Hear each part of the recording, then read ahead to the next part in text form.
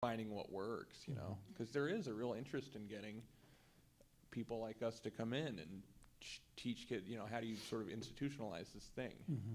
How do you feel, since that there is a sort of a divide in the middle of the table here between teaching the creative, creating your own comics kind of angle versus this more scholarly and interpretive-oriented critical mode?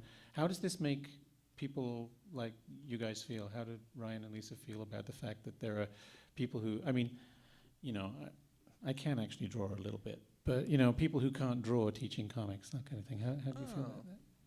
I never thought about that.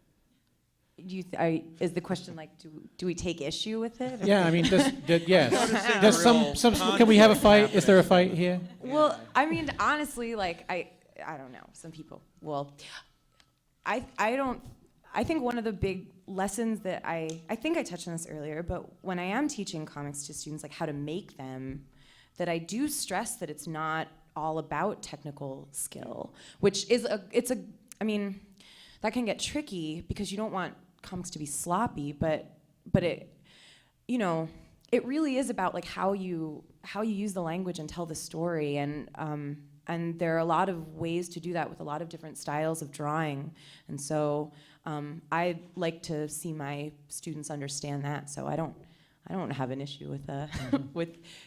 You know, I don't think it's vital to an understanding of how comics work. No, I mean, I took an art history class in college, and I'm pretty sure my teacher was not a master painter. But you know, there's a lot to be said for you know, you call it alliance or whatever, you know, and a real, I think too, being outside of it, maybe, I don't know, I'm sure you have perspectives about it that I don't have, and that you have knowledge and understanding of it, and you know, anyone who appreciates and is elevating and sharing this beautiful medium that brings us all together. You know, you're trying to start a conflict, but it's not. It's not working. I know. No, there's too much love here. It's beautiful. And I think it's good too for kids who are really passionate about comics, you know, and love reading them, but maybe aren't as into drawing them or whatever, for there to be all sorts of different avenues to learn about and understand and appreciate, and then maybe one day teach about comics.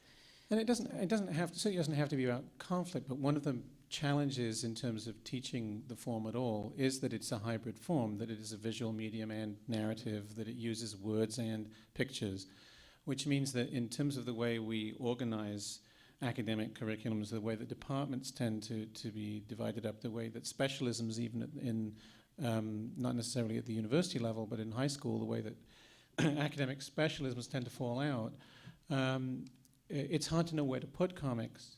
Should it be the art teacher? Should it be the art teacher who's doing the teaching? You know, if you're teaching the history of art, well, it has its own discipline. If you're teaching the history of literature, then there are people who specialize in that. But no one really knows what the home for, you know, Diana's been teaching comics, as she said, primarily through an art department because they were more receptive. At the University of Oregon, it's the other way around. I happen to be in the English department, and it's just a flag of convenience, really. But I do think that most comics courses in the country are taught through English departments, much like film studies started out in English departments. Makes sense. And there are good and bad things about that. I think that is true. I think the majority of comics classes are taught in English departments, and English departments have particular ways of doing things and looking at things. They're very character-focused, they're very narrative-focused. They're not very good. The critical language for talking about visual material isn't really there.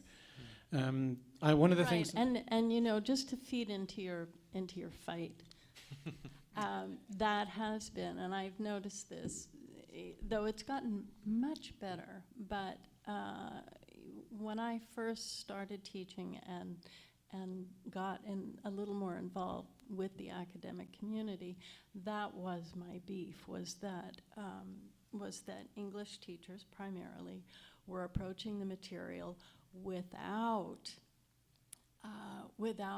incorporating this idea of visual narrative, without investigating that or having their students investigate that.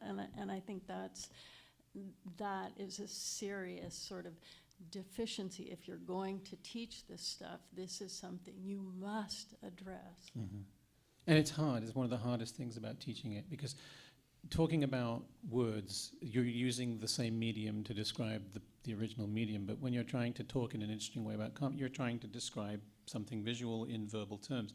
It's immediately challenging, and involves, in some ways, a kind of like figuring out how to say stuff which is sort of you can instinctively get it. It's obvious, but you don't know why it's obvious. That in itself can be a good challenge, I think. In part, that these difficulties stem from the fact that we don't have.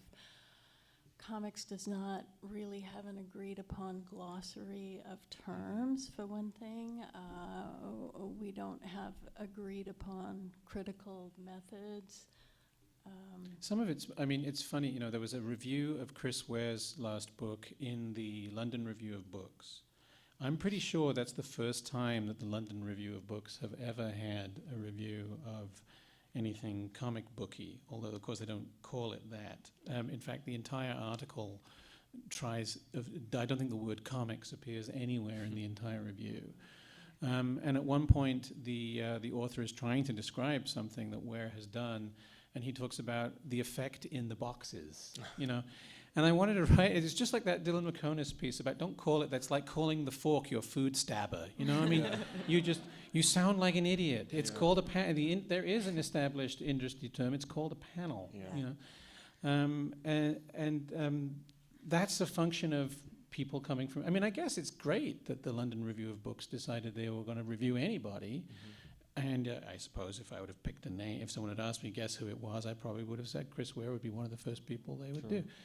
But it would be nice if perhaps to see them now go, even if it was only the scholarly stuff, if they started talking about the Fantagraphics reprints of Crazy Cat or something, so that people who read real books might discover that there's more for them than Mouse out there. That would be something. Well, I try to not be like an angry nerd, It's like I go to the airport and I put my portfolio on the conveyor belt because they have to x-ray all your stuff, and sometimes they go, turn it this way, because I put it down the wrong way, and I always go like, I don't work at the airport. Right. Like, I don't know.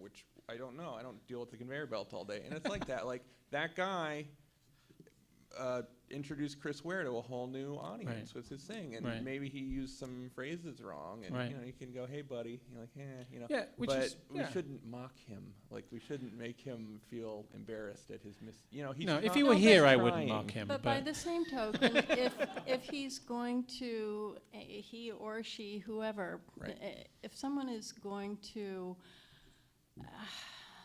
take on the job of providing critical reviews of a medium, they need to know a little bit about that absolutely. medium. But I think it's that same thing, that it's not, this is a person who's trained to write about literature, and so now we're getting something that's an in-between. They don't write about art, they write about literature, so they're, I do think actually that Dylan McConis article should be this universal primer. Has anyone seen, it's on the internet, she wrote the smartest thing ever about critiquing comics criticism, and it's true.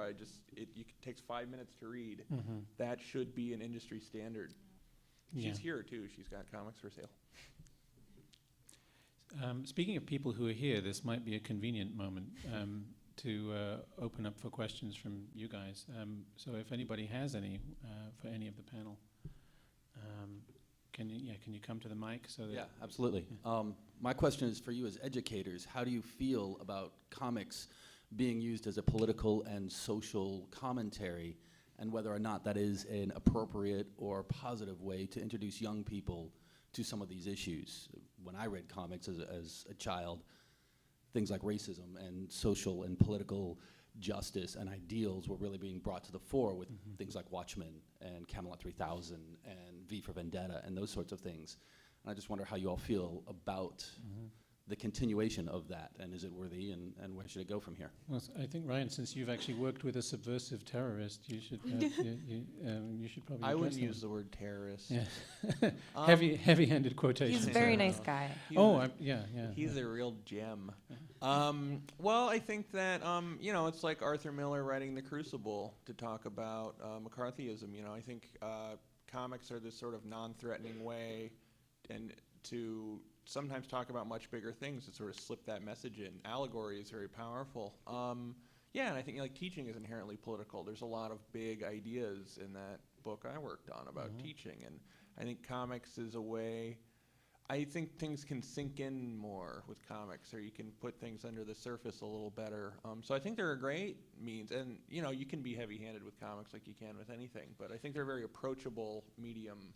But the reason I mentioned Bill Avery though is because you know when responses to him and to that work have been.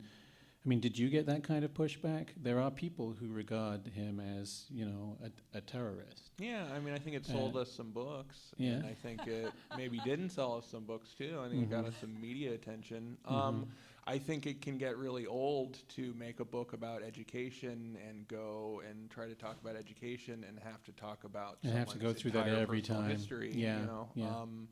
And it's just not what we're talking about. You know, if you want to talk about politics, let's talk about the politics of teaching and education of today. You know? Yeah, that makes sense. So you've had to deal with that, clearly. I'm dealing with it right this minute. Right. Yeah. You guys talked on this very briefly, but I actually work in special education, and I've discovered for a lot of our kids who have problems with reading, giving them a graphic novel, because it does have, they feel it's less stressful because they don't have to read they don't have to read the description of the room, the description of the clothing, the skin color, the hair color, that they are more willing to pick those up, and we work with them on more. We've gone, especially for older kids who are still struggling as readers, we've gone more to graphic novels and comic books as a way of getting them at least to read.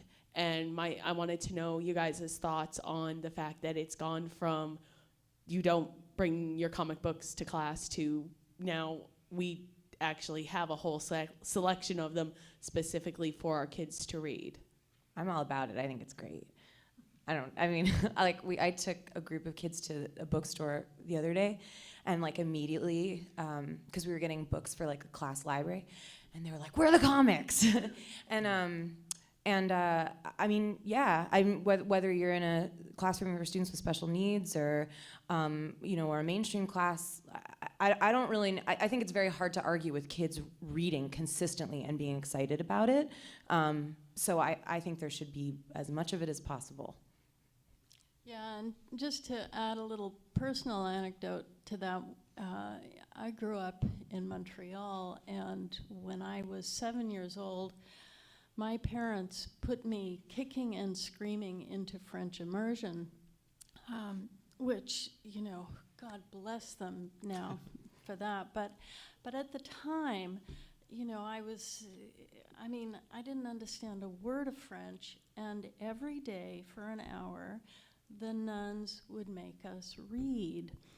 But this was a French classroom in a French culture, and that meant that Tintin was at the back of the classroom. So for me, who was definitely the intellectually challenged person in that classroom, the one with special needs, namely, I didn't speak the fucking language.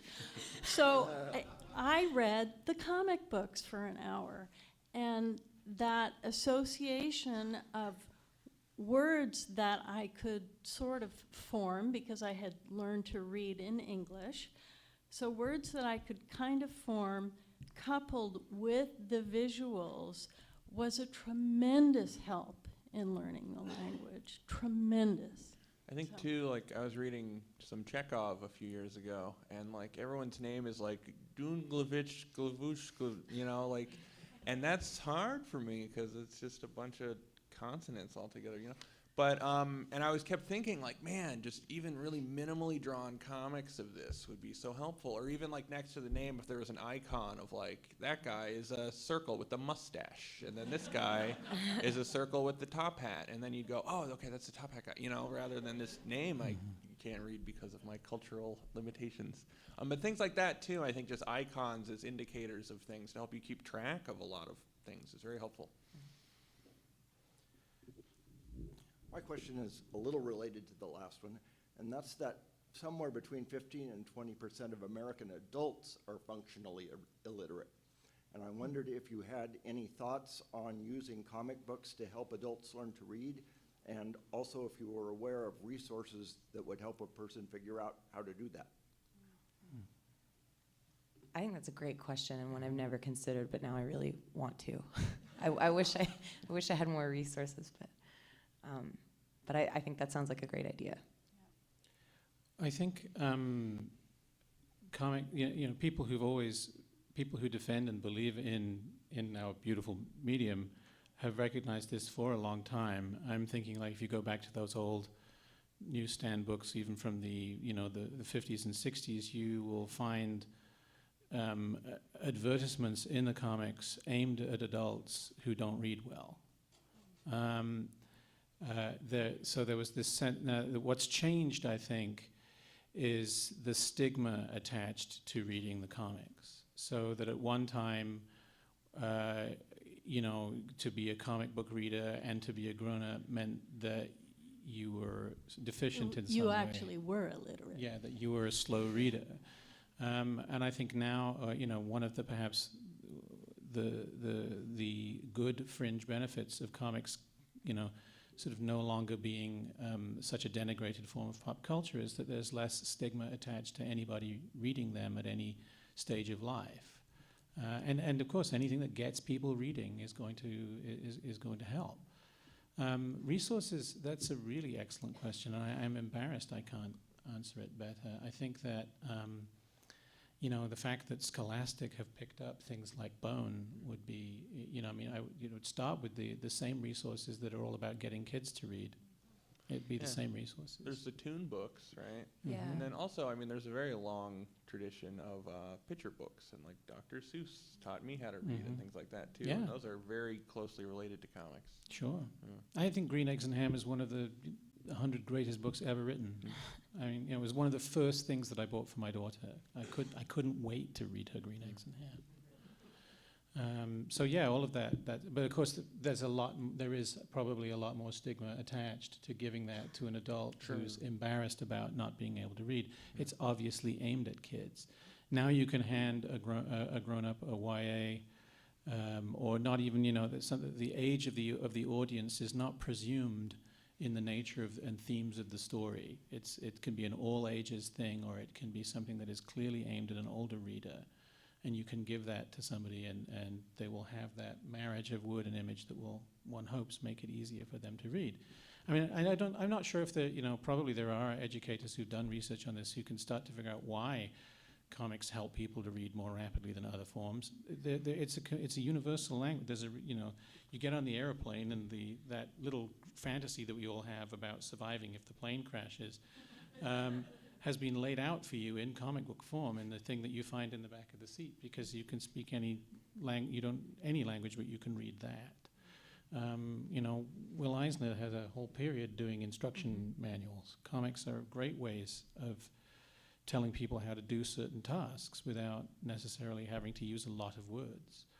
So I do what I do because I encountered comics young, and I think that would be the other thing. If you want fewer illiterate grown-ups, then probably getting more people to read comics when they're younger is also a good idea. I really do believe that comics make people smarter.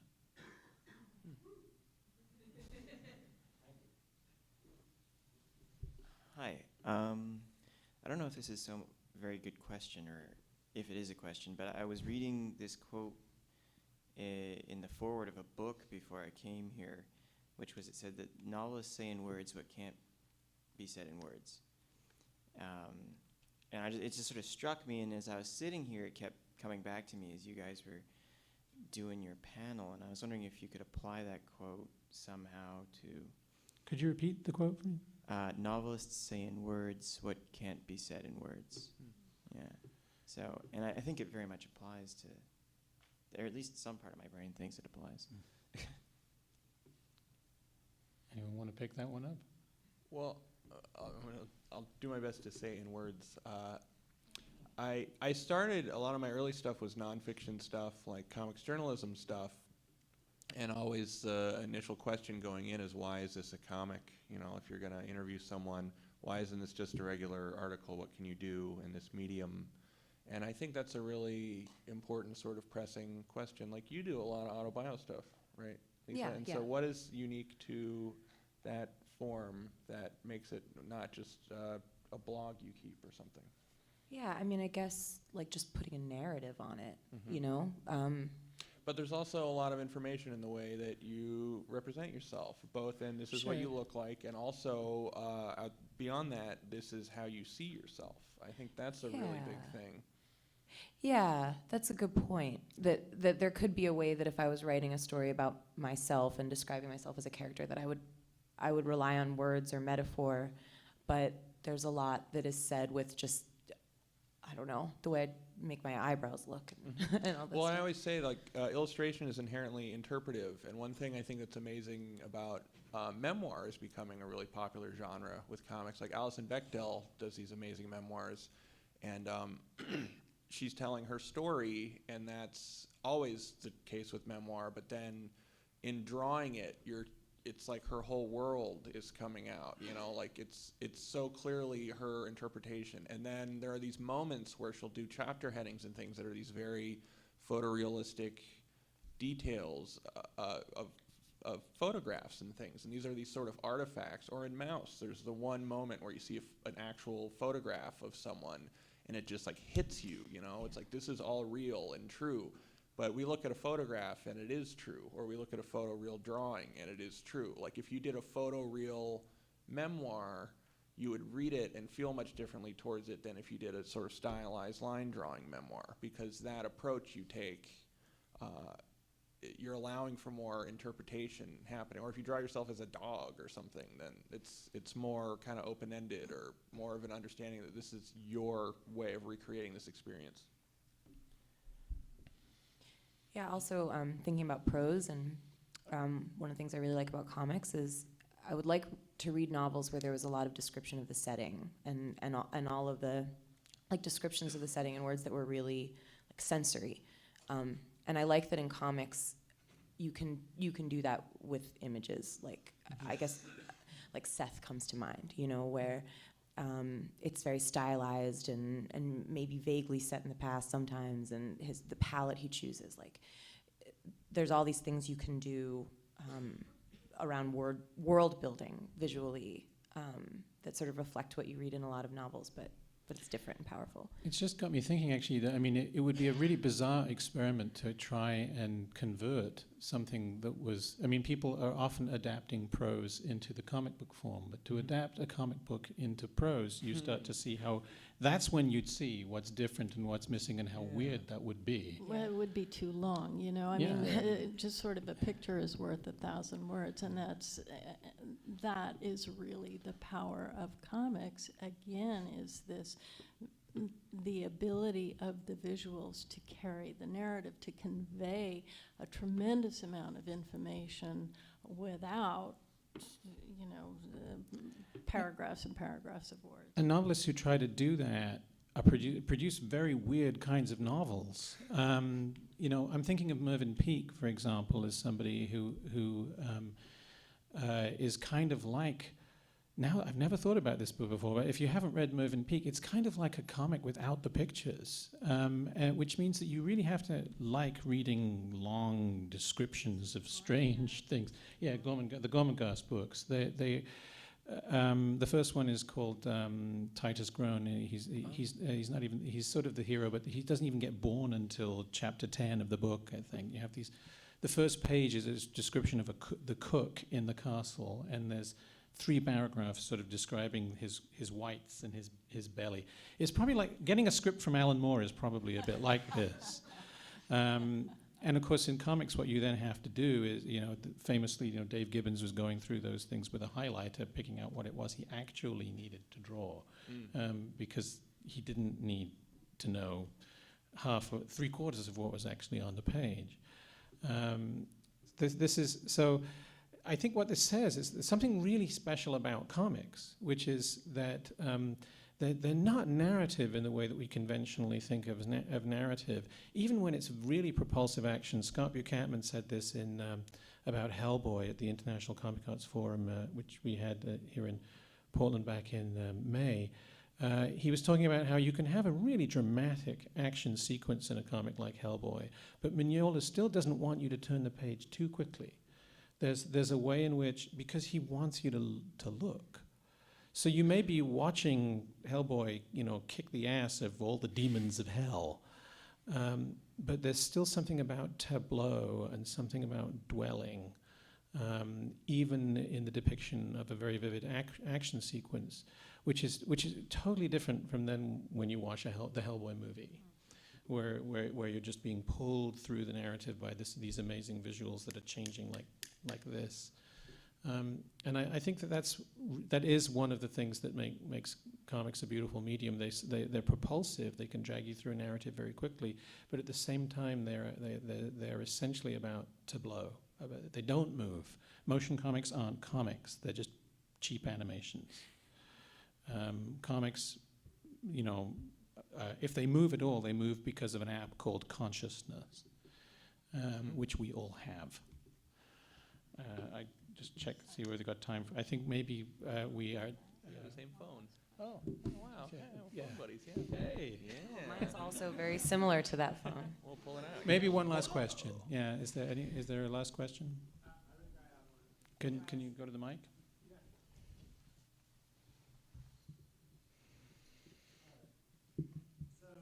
You guys advocate using the comics to educate others. How do you feel about using animation, like moving animation? Do you feel it impacts education the same way?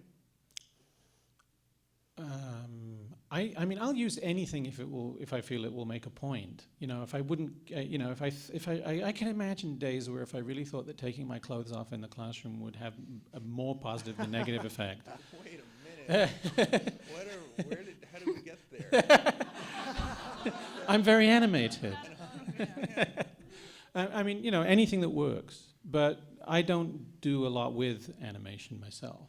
Well, it's like Sesame Street has been around for a little while, and that's I think that's a given though. I think kids enjoying animation and educational animation's been around for a really long time.